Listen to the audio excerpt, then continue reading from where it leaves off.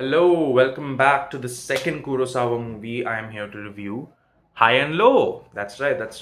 I actually started watching this movie coincidentally. ASAP Rocky starred in Highest to Lowest, which is a remake of this film starring Denzel Washington. I've not watched the film. I heard it was bad. I don't know. But the song from that movie, I believe it's called Trunks. Am I tripping? I think it's called Trunks from Highest to Lowest. Fantastic song, by the way, by ASAP. Shout out ASAP Rocky. But coincidentally, I was anyway on a Kurosawa streak where I was like, I gotta watch at least like a few movies of Kurosawa. Ended up watching only three, but this was the second one I watched, and yeah, coincidentally, that was the song which I was really liking at the time. I discovered it and I was like, oh wait, highest to lowest. And then I came to know it's a remake of this movie. Just a little fun fact. It has no relation to what I'm going to talk about now. We're here to talk about High and Low, directed by Akira Kurosawa. I have a big problem with this movie. First of all, it's too long and it's not that compelling or engaging. The way people talk about this movie, oh my god, people talk about this movie like it's the greatest thing ever made. It's influential. I can see that it's influential because a lot of it feels like, hey, I've seen this before. But I know at the back of my mind, like, okay, but you have seen this before because they are emulating what this movie is essentially. And you know what? I agree. Influential and good. I'm not saying it's a bad movie. I think it's a pretty decent film, if I'm being honest. First of all, Toshiro Mifune, what an actor. I watched Seven Samurai, right? And he plays like Kyuchiko. I pronounced that wrong. But he plays a completely different character in that movie. And then you get to this movie, and first of all, he's the protagonist. He's Kingo Gondo, Gondo-san. Fantastic. He acts his ass off in this movie. And if you don't think he does, you really got to watch the movie to really see he really is doing an incredible job in this film. So fantastic. He truly is honestly an amazing actor. Like, I get it. He's a fantastic little actor, man.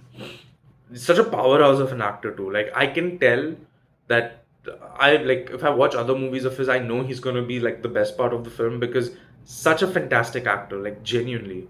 But it's not just him. I would like to say, I have a few people I really liked in this film. Who is the God, I'm seeing all of this, but I'm not able to. Is this Tatsuya Mihashi? I'm pretty sure he plays the guy who ends up leaving him, right? The secretary. Well, I wouldn't know. It says Gondo's secretary, so I'm assuming it's him. Tatsuya Mihashi, fantastic job as well. I really liked his role as well. Yutaka Sada, who plays the chauffeur. Oh yeah, that is him. That's him in the IMDb picture as well. That's funny. Yeah, Yutaka Sada also does a great job, and I think the movie in general, it's good. I think it's a decent plot. I think the only main problem I have with this film, the reason why I didn't think it was as good as Seven Samurai, for example. Seven Samurai, if you didn't watch my previous review, despite me not thinking it was like the best movie ever made, I still glazed it to death because there were so many aspects of it which was genuinely fantastic. I think my main problem with this movie, despite it not being as long as Seven Samurai, it does feel a bit more dragged, you know?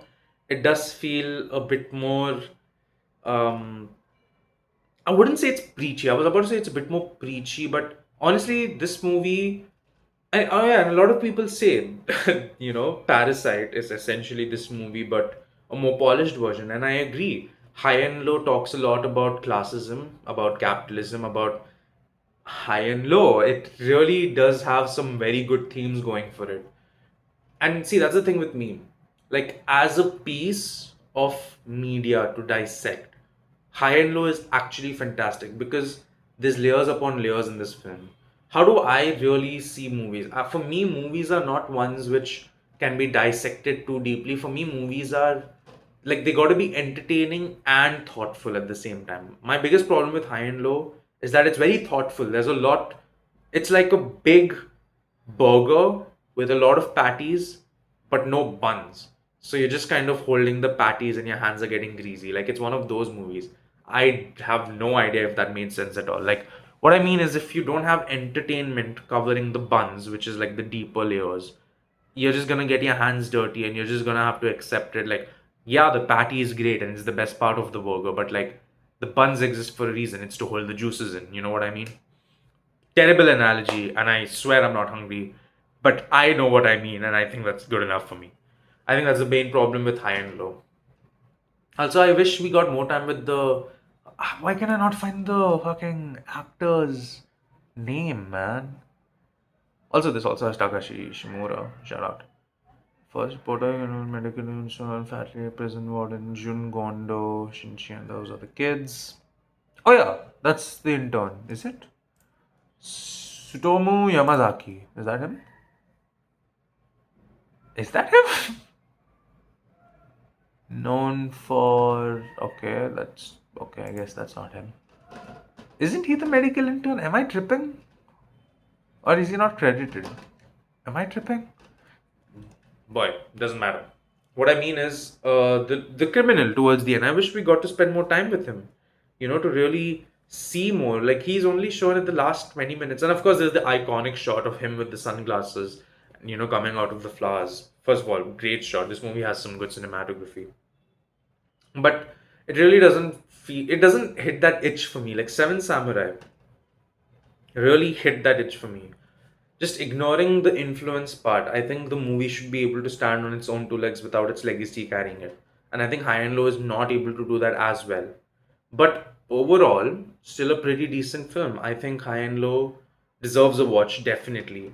Especially if the movies you're into are kind of high and low, and you can very clearly see the influence of those movies. Like this movie has that blueprint feeling to it, and I appreciate it a lot. But yeah, I think High and Low is a decent film. Wouldn't say it's great. Definitely not going to say it's a masterpiece as most people love to say it is, but I'm not going to deny it's a good movie. And that's going to be it from me. Don't forget to leave a like and subscribe. And I'll see you all in the next one.